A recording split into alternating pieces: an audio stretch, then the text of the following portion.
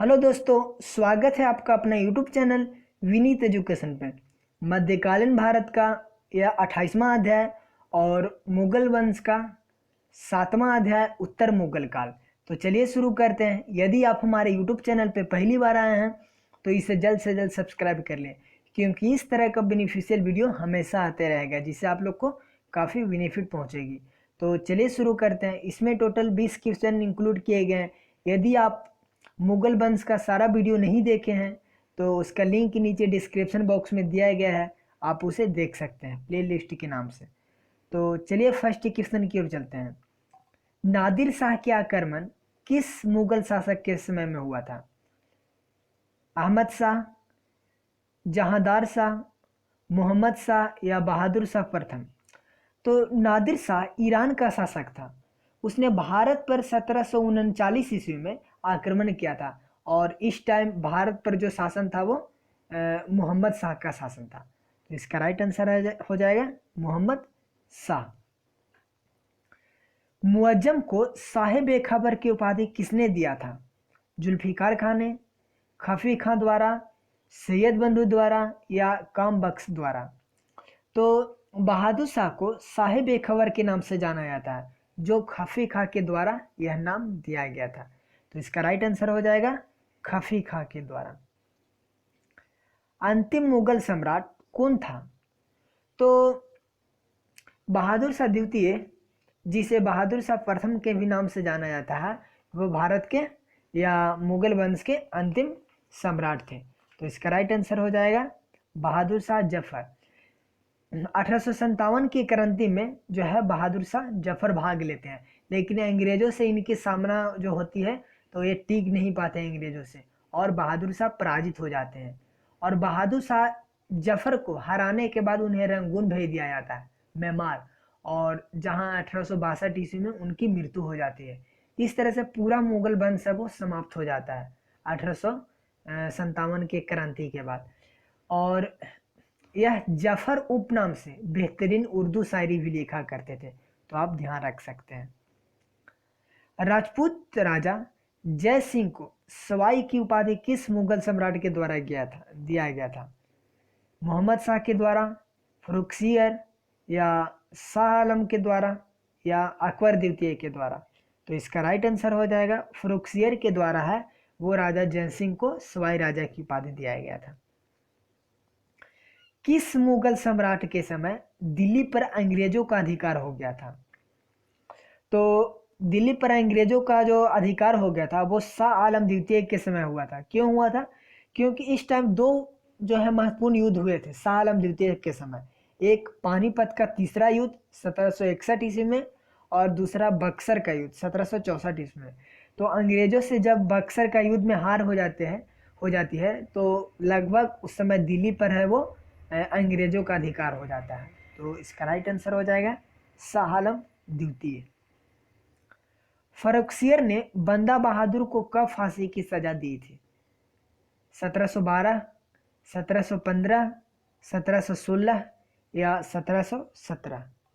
तो फरुखसियर ने 1716 ईस्वी में बंदा बहादुर को दिल्ली में फांसी दे दिया था। तो इसका राइट आंसर हो जाएगा 1716।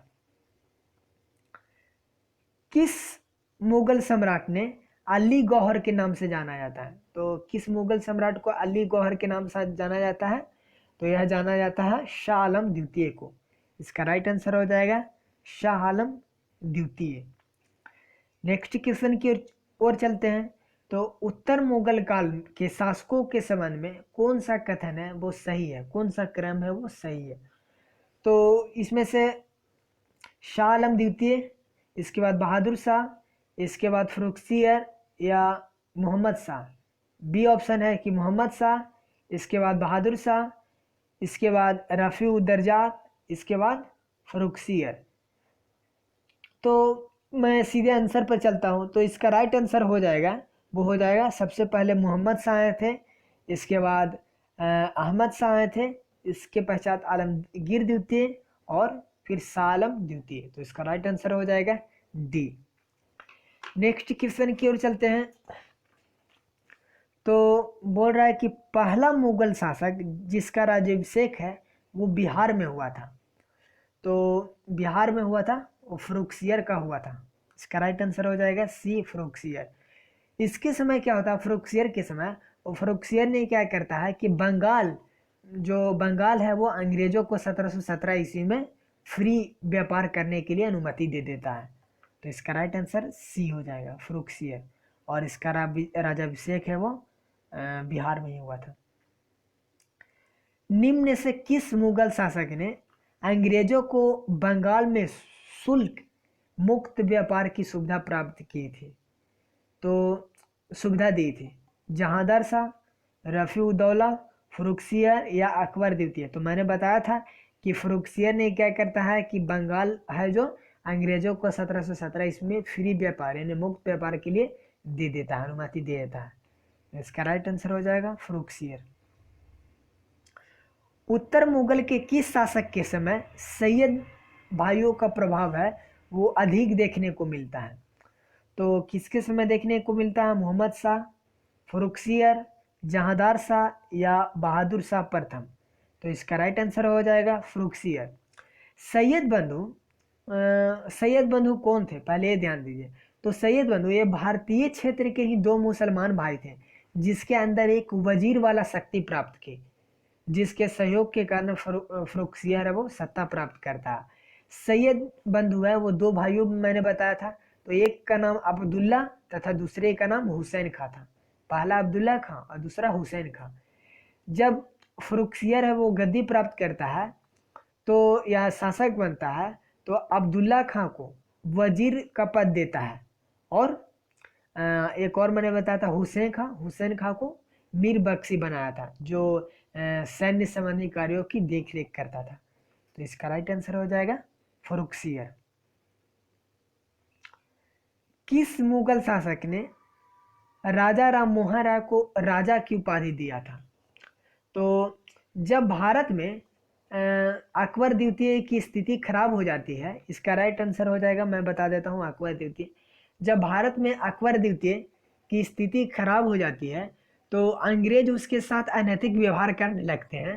तो क्या होता है कि ये राजा राम मोहन राय को बुलाते हैं और उन्हें बोलते हैं कि आप ब्रिटेन जाइए और हमारी तरफ से ब्रिटेन की महारानी को कुछ संदेश दीजिए कि हमारे स्थिति ठीक नहीं है और हमारा जो है वो अनैतिक व्यवहार हमारे साथ किया जा रहा है। इसी क्रम में राजा राम मोहन राय है वो जाते हैं ब्रिटेन में और अकबर द्वितीय उन्हें राजा की उपाधि देता है, राजा राम मोहन राय को। तो आप ध्यान रखिएगा, इसका राइट आंसर हो जाएगा कि राजा की उपाधि राजा राम मोहन राय को अकबर द्वितीय ने दिया था। इसका राइट आंसर डी हो जाएगा। औरंगजेब की मृत्यु के बाद मुगल सत्ता किसने संभाली? आजम, मुअज्जम, बहादुर शाह प्रथम या जहांदार शाह? तो इसका राइट आंसर हो जाएगा बहादुर शाह प्रथम, जो जिनकी मृत्यु है वो 1707 ईस्वी में हो गई थी। तो इनकी मृत्यु के बाद बहादुर शाह प्रथम सत्ता संभालते हैं। म्यूर सिंहासन पर बैठने वाला अंतिम सम्राट को? तो आप लोग जानते होंगे कि जो तख्ते हाउस है या म्यूर सिंहासन है उसको बनाने वाला प्रथम या उस पर बैठने वाला प्रथम शासक कौन था? तो शाहजहां था। तो इसके बाद इसी क्रम में म्यूर सिंहासन चलते आता है, उस पर बैठते जाते हैं। तो अंतिम रूप से बैठने वाला सम्राट पूछ रहा है, तो जब नादिर शाह 1739 में भारत पे आक्रमण करता है तो दिल्ली में पहुंचता है और दिल्ली में करीब 57 दिनों तक कत्लेआम मचाता है और बहुत सारा रुपये उठाता है, ले जाता है। अपने साथ साथ वो क्या करता है कि कोहिनूर हीरा और तख्ते हाउस, जिसे म्यूर सिंहासन के नाम से जाना जाता है, और ये सब क्या होता है उठाकर अपने साथ ईरान लेकर चला जाता है। तो इसका राइट आंसर हो जाएगा, वो कौन था? तो मोहम्मद शाह। इसका राइट आंसर हो जाएगा मोहम्मद शाह। आप लोग ध्यान दीजिएगा कि नादिर शाह के आक्रमण के कारण ही नादिर शाह को ईरान का नेपोलियन कहा जाता है। नेक्स्ट क्वेश्चन की ओर चलते हैं। निम्नलिखित में से कौन अवध का प्रथम नवाब था? शहादत खां, सादतुल्ला खां, चिनकिलीज खां या मुर्शिद कुली खां? तो इसका राइट आंसर हो जाएगा शहादत खां। ये जो थे वो अवध के प्रथम नवाब थे या अवध के निर्माता थे या संस्थापक थे बोल सकते हैं। निम्नलिखित में से कौन सही सुमेलित है या सही है? तो आप लोग को मैंने बताया था कि मोहम्मद शाह के काल में मुगल वंश है वो टूटने लगता है और कुछ नए क्षेत्र टूटकर उभरने लगता है या बाहर निकलने लगता है। ऐसे ही कुछ क्षेत्रों की स्थापना होती है। तो चलिए देखते हैं। अवध के जो संस्थापक थे, या मैंने शुरू से ले चलता हूँ, हैदराबाद के जो संस्थापक थे वो चिंकलीज खां थे। इन्हें निजाम मुल्क के भी नाम से जाना जाता है, तो ये बिल्कुल सही है, निजाम मुल्क। कर्नाटका, तो कर्नाटक के जो संस्थापक थे वो शादुतुल्ला खां थे, तो ये भी बिल्कुल सही है। भरतपुर, तो भरतपुर के जो संस्थापक थे या निर्माणकर्ता थे वो चूड़ामन एवं बदन सिंह थे, तो ये भी बिल्कुल सही है। बंगाल, तो बंगाल के निर्माणकर्ता या संस्थापक थे वो मुर्शिद कुली खां थे। तो इस तरह से इसका राइट आंसर हो जाएगा ई, सभी कथन सही है। अहमद शाह अब्दाली के समय भारत पर कब आक्रमण किया गया था? तो अहमद शाह अब्दाली ने भारत पर कब आक्रमण किया था? मूल रूप से क्वेश्चन ये है। तो आप लोग जानते होंगे कि नादिर शाह की जब मृत्यु हो जाती है तो वहाँ का जो शासक है वो बन जाता है अहमद शाह अब्दाली, और फिर अहमद शाह अब्दाली क्या करता है कि वो भी भारत में आता है और ढेर सारे रुपये और खजाना लूट कर ले जाता है।